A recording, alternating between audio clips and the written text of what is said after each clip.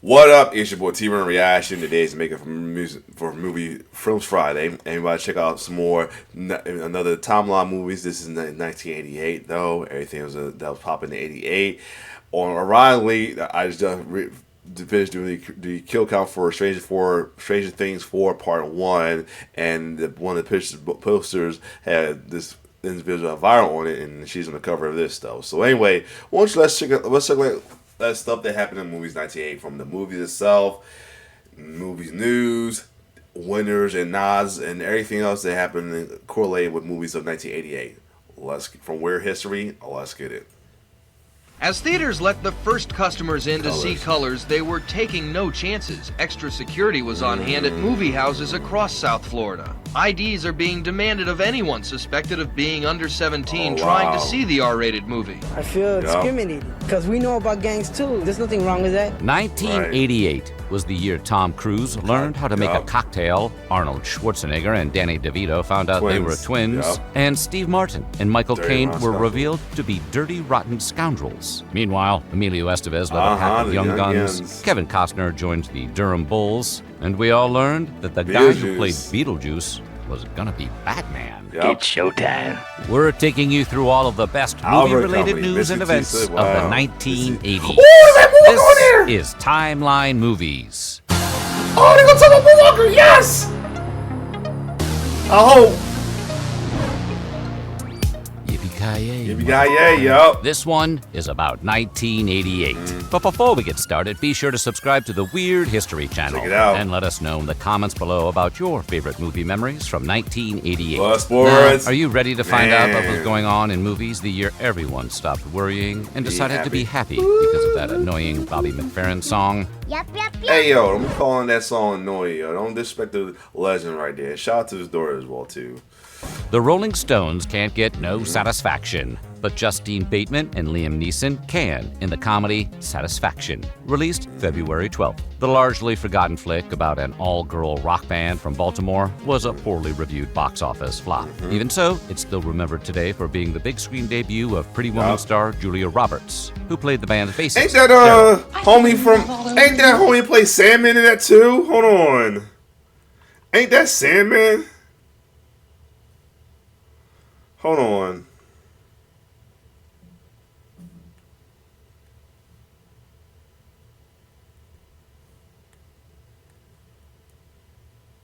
Yeah, hold up. Oh God, I'm trying to get to the movie. Anyway. Okay, no, that's Sky Coffee. I thought it was that's Sky Coffee. Okay, I thought it was Sandman. Okay, he looked like Sandman a little bit from the distance. Anyway, but still, let's keep going. Roberts would get another, arguably better, chance to show off her talents in Mystic Pizza, released in October. But her celebrated career started with Satisfaction. One of the later Orange Beetle, Beetle Fruit. It's showtime! Oh! And the ghost. A lot of connection. Winona Ryder, another one. Beetlejuice hit theaters on March 30th, and it was the first feature film that really let director Tim Burton show off his goth side. The bizarre dark comedy features Alec Baldwin and Gina Davis as a ghostly couple trapped in their house with the family that purchased it subsequent to their deaths. Oh my God. We just have to pray the other closets are better than this one. They bond with the family's goth daughter, Lydia, played by Winona Ryder, God, you guys really are dead. but can't quite get along with her parents, leading them to unleash the titular freelance bioexorcist, played by Michael Keaton. Can you be scary? What do you think of this? Despite mixed reviews, the film was a box office hit. In the 90s, two potential Beetlejuice follow-ups, entitled Beetlejuice in Love and Beetlejuice Goes Hawaiian, were written. Neither, however, was greenlit, and the sequel, Beetlejuice, wouldn't land until September 6th, 2024. The film features Keaton and Ryder returning to their original roles alongside newcomers like Jenny Ortega, and it follows the adult Lydia protecting her daughter from her old enemy. It was a massive success, but Tim Burton has largely dismissed the idea of another installment. I want my Oscar. There we go. I'll give you 10 seconds to comply.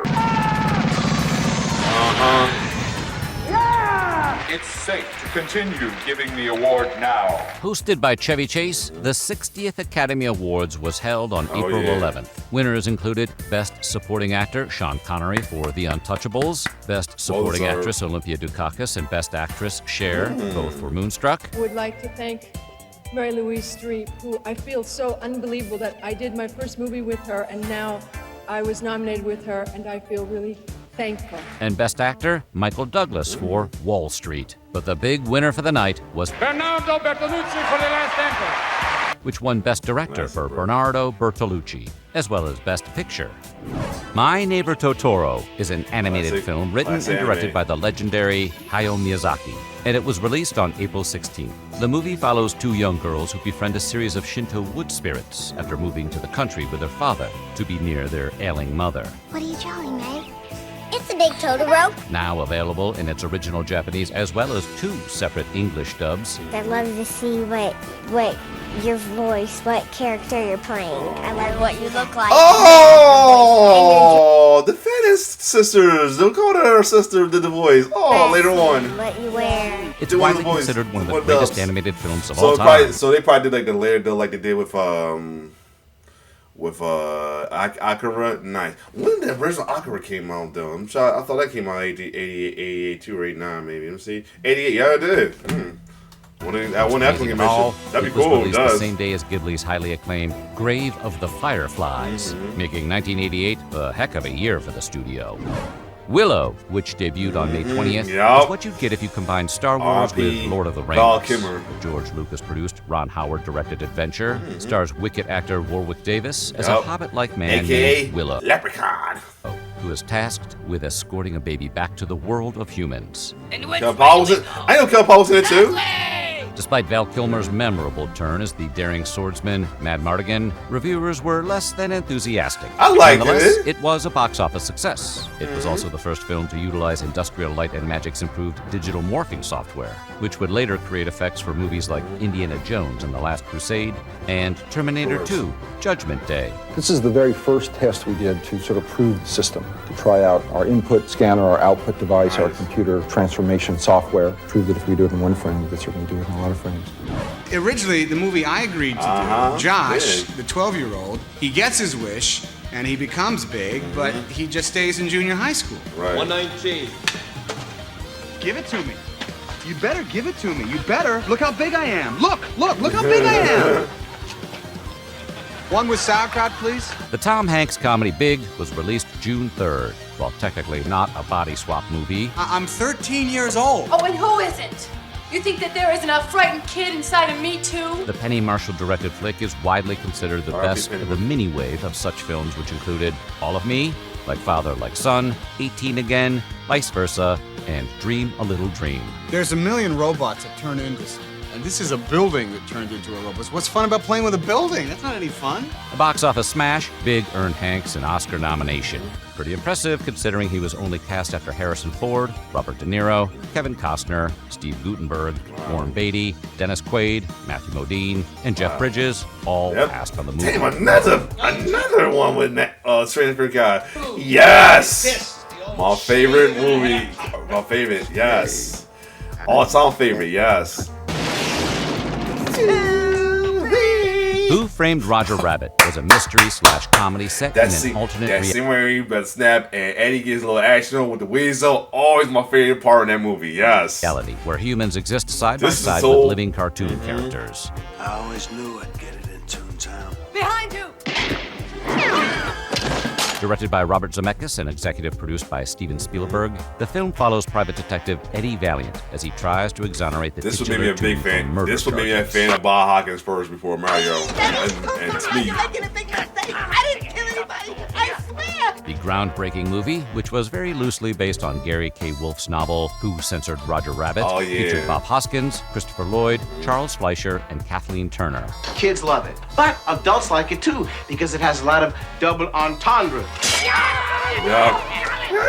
Nice booby trap. And it finished up as the second highest grosser of the year. I actually went Released to. June- I actually went to the movie. My mom actually took me to the movie to see it too when it came out. 29th, Yes. Coming to Oh, America yes. starred Eddie Murphy as Prince Akeem of Zamunda, who travels to Queens, New York in search of a bride. Can you make my hair look like this? Hey, what you want to make your hair look like that for? Trying to gain the interest of a certain young lady. The surprisingly heartfelt film featured Murphy and Arsenio Hall in multiple roles. And I want I to think it was tear like when the you first he did that too, movie wise. And your friend too. As well as cameos by Don Amici and Ralph Bellamy, reprising their roles as the Duke brothers from 1983's Trading Places. Mortimer, we're back. With critics and moviegoers, it spawned a sequel, which was released on Amazon Prime in 2021. He's an easy guy to like and a hard man to Kanye. kill. Welcome to the party, pal. Die Hard. I just got finished with playing just one of those getting things together for Thanksgiving. I was playing Christmas Hollis, and I thought about the scene with the limo driver. Was released July 15th, This is a and Christmas action song. movies would never be the same. At a time when most action heroes were as invincible as superheroes, Die Hard followed everyman John McClane, a New York police detective, visiting LA to reconcile with his. I'm back. Caught before it was going to freeze up and fuck it up for me. I caught it in time. Good job. Oh yeah. So anyway, let's keep going. Whew. Were as invincible as superheroes. Die Hard followed everyman John McClane, a New York police detective, visiting LA to reconcile with his estranged wife. What does he think he's doing? His job. After a number of stars passed on the film, the lead went to moonlighting star Bruce Willis, who became an instant A-lister for headlining what is now often cited as the greatest action film of all time. As for whether it's a Christmas movie, well, let's not go there. Got invited to the Christmas party by mistake. Released July 15th, A Fish Called Wanda is a heist comedy written by and starring Monty Python's John Cleese. It follows a gang of thieves who turn on each other in the wake of a heist. Are you totally deranged? All right, I apologize. Really Wow, sorry. way I'm before really, he really came, way sorry. before he I became. apologize unreservedly. Wow, The this attraction is way is the this is way before he became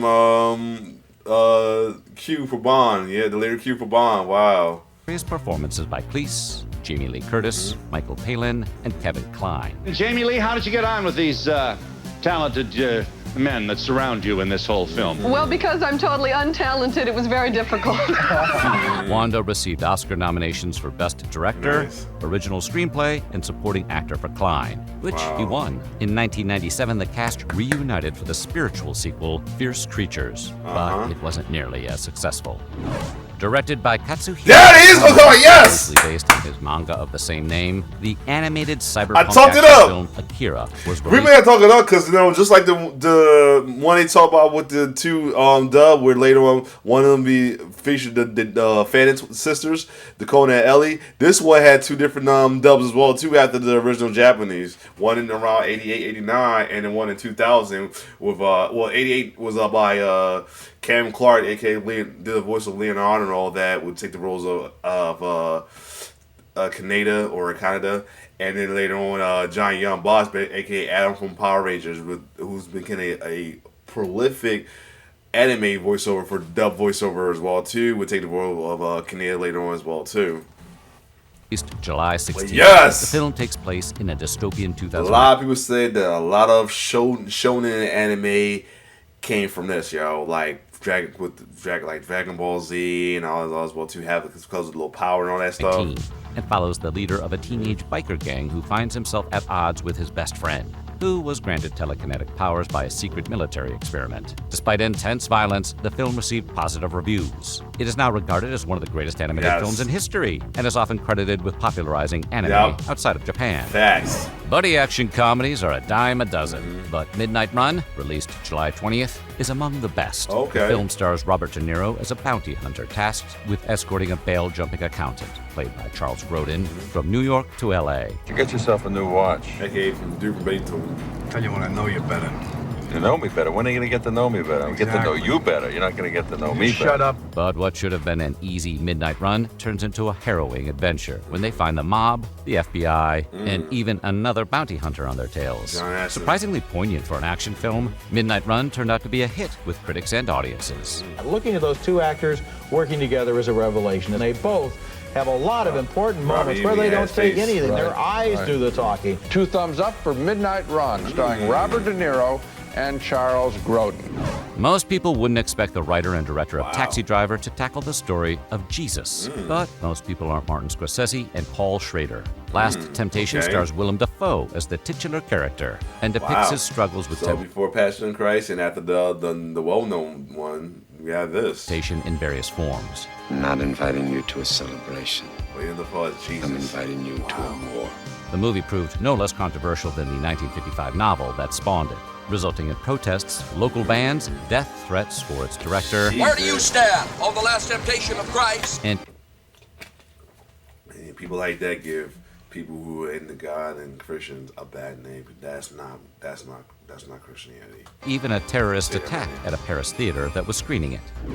The hosted horror movie TV series, Elvira's Movie Macabre, premiered in 1981 and starred Cassandra Peterson as the bawdy Elvira, a character based on the 1950s horror movie host, Vampira. Oh, it's all really neat. There's a kind of a cast iron sort of industrial strength bra that's in there. Pretty uncomfortable. And and she still look good as hell today. Without the makeup, like in her regular form, she still look good. Corset type thing, it really squishes me in. It's all me just squeezed into different places. A movie became inevitable, and that movie, Elvira, Mistress of the Dark, was released on September 30th. Peterson asked Tim Burton to direct, but he was busy with Beetlejuice. And Elvira's film, which found the goth outsider clashing with the residents of a prudish Massachusetts town, bombed. Did you think you could stop me with your toys? No, but I figured it'd be worth a shot. Look! Thanks, however, to Peterson's internet popularity, it has seen something of a reevaluation in recent years. Till then, this is Elvira, the gal who put the boob back in the boob tube. They Live was released on November 12th, and while director John Carpenter wanted Kurt Russell in the lead, a scheduling conflict left him casting professional wrestler Rowdy Roddy Piper. The subversive horror film follows a group who finds a pair of sunglasses which reveal a subliminal alien conspiracy designed to get people to consume and submit to authority. I have come here to chew bubblegum and kick ass, and I'm all out of bubblegum. The film, which Carpenter considered a rebuke to consumer culture and the policies of Ronald Reagan, received mixed reviews and disappointed at the box office. All the things that everybody strives for John Carpenter did in America basically are created by this race of inhuman creatures that really just want to exploit us like a third world. You can have a little taste of that good life too. I know you want it. And that's how the big, oh Lord, yep, another horror franchise still even runs time. But oh yeah, that's how the old Babe has got popular later on as well too. And then there's always an infamous scene between Roddy Piper and what's my man's name? Hold on. Let me see. Oh, shut up. I forgot my man's name real quick. I can't think of it right now. They Live. Keith Davis though what gets redone on South Park with Timmy and Jimmy, where the fight scene, the cripple fight, is based off of that fight scene right there. Fable, let's keep going. I'm Chucky, of course. and I'm your friend to the end. Child's Play debuted November 9th and instantly lodged itself in the nightmares of everyone who ever owned a creepy doll. Directed by Tom Holland, the same guy who helmed Fright Night, the film tells the tale of a widowed mother who unknowingly buys her son. Oh, that's why they got the cop from that's on there. The cop on there because he's from Fright Night. Wow. A Chucky doll that's inhabited by the soul of a serial killer. Child's Play was loosely inspired by the craze over Cabbage Patch Kids. And Chucky himself was modeled I thought it was based on My Buddy. From the popular My Buddy Yep, Doll that's what I thought. It drew surprisingly positive reviews. I was about to say. Spawned 6 sequels, a television series, and a 2019 reboot. We're friends to the end, remember? This is the friend. The coming-of-age dramedy, Cinema Paradiso, was written and directed by Giuseppe Tornatore, and it was released November 17th. Set in Sicily, the film, which boasts a score co-composed by the legendary Ennio Morricone, focuses on a movie director who returns to his hometown for the funeral of his childhood friend, a local movie projectionist. Qualunque cosa farai, amala.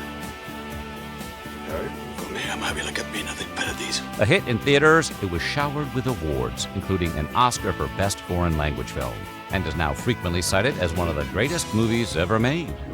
Directed by Don Bluth and executive produced by Steven Spielberg, The Land Before Time hit theaters on November 18th. Set in prehistoric times, the film, which was modeled on Bambi, follows a young Apatosaurus named Littlefoot, who is left alone after his mother dies defending him from a T-Rex. Don't step on a crack or you'll fall and break your back. Met with mostly positive reviews, The Land Before Time became a franchise that grew to include a whopping 13 direct-to-video sequels, as well as a television series and video game. After the failure of 1984's The Razor's Edge, Bill Murray didn't star in a movie for 4 years. But on November 23rd, that drought came to an end with Scrooged. I'm back. A reimagining of A Christmas Carol, the movie follows Frank Cross, a cynical TV executive who finds himself being Scrooged by 3 ghosts on Christmas Eve. Don't waste your life as I did mine. Waste? How can you say that? You're a legend in this business. You're the man who invented the miniseries. Mankind should have been my business. Co-starring Karen Allen and packed with cameo appearances from the likes of Bobcat Goldthwait, Carol Kane, and the New York Dolls' own David Johansen. The film was a modest success, which later grew into a bona fide holiday classic.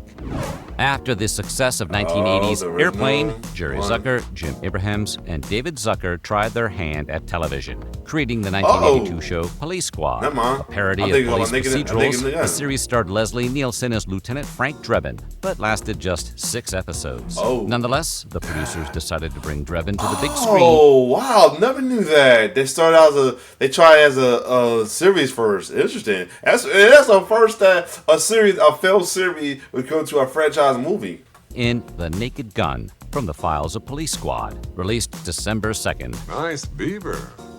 Thank you.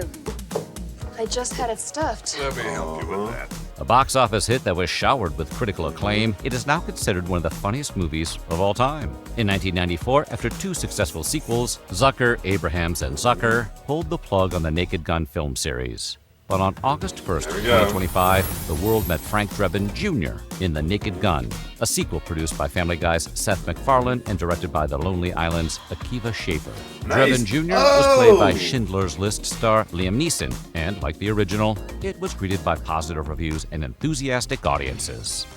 Written, directed by, and starring in living color creator Keenen Ivory. We started all with the parodies with the Wayans right here. Wayans' I'm Gonna Get You, Sucker hit theaters on December 14th.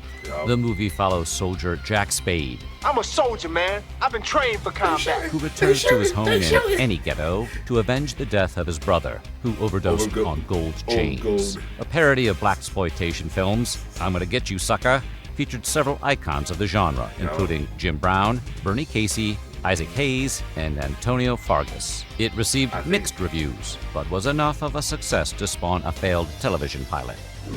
The #1 grossing film They had a television show pilot too? Damn, I never knew that. of 1988 was Rain Man, released I knew December they had 16th. the Come to America series that failed, but wow. Stars Tom Cruise as Charlie Babbitt, this one, a slick but selfish businessman who learns his late father left his $1 million estate to his other son, an autistic man named Raymond, played by Dustin Hoffman, who Charlie didn't even know existed. You know this car? I know this car. Dad lets me drive slow on the driveway, but not on Monday. Definitely not on Monday. A smash hit with critics and audiences, Rain Man would go on to win 4 Academy Awards, including Best Director for Barry Levinson, Best Actor for Dustin Hoffman, Best Original Screenplay, and Best Picture. Uh-oh, car. So we get a preview of the 89 Grammys, Oscars as well too. It's like the last some of the wins, one. stuff can't win. Sorry, all the wins and stuff. It's been a long 3 days. About a sushi in Japan.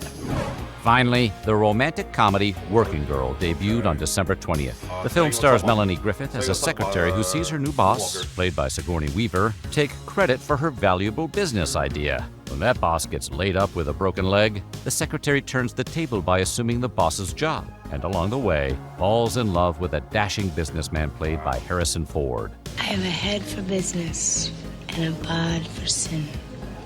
Is there anything wrong with that? Powered by Carly Simon's hit song, Let the River Run, Working Girl was a critically acclaimed hit that earned 6 Oscar nominations. So what do you think? And what was your fondest movie memory of 19... So this was a good one as well, too, though. Man, it teased me with the moonwalking, but it is cool, still cool, though. So, yeah, other than that, this was good. If you like my reaction to this, like, share, subscribe to my YouTube channel. It's your boy T-Bird signing off. One love.